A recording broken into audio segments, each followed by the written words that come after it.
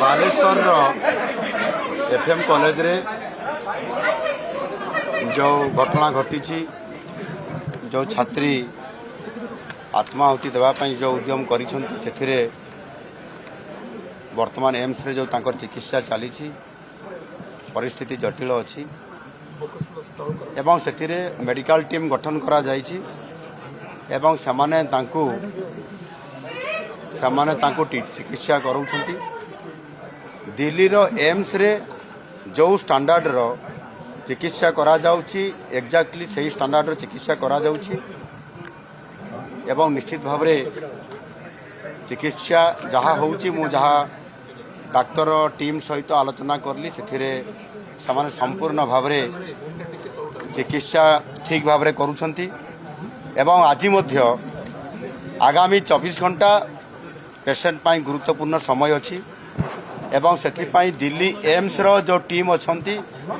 से एम्स रो टीम सहित मध्य आज एक समाने ऑनलाइन रे वर्चुअल मोड रे मीटिंग करिवे।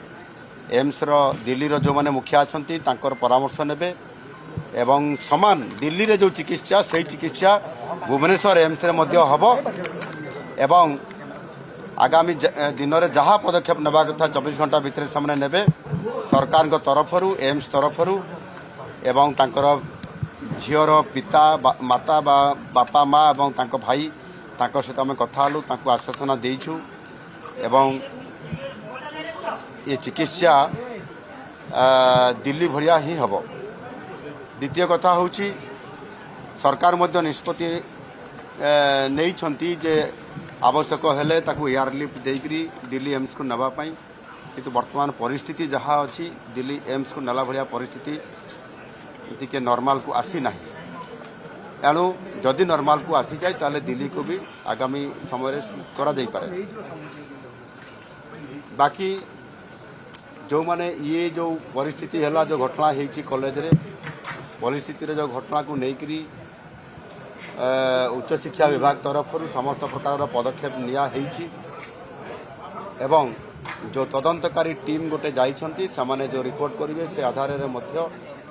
जो माने एथिरे दोषी अछंती बा इन्वॉल्व अछंती समान ऊपर सरकार दृढ़ कार्यानुष्ठान ग्रहण करिवे एवं आगामी दिन रे मध्य प्रत्येक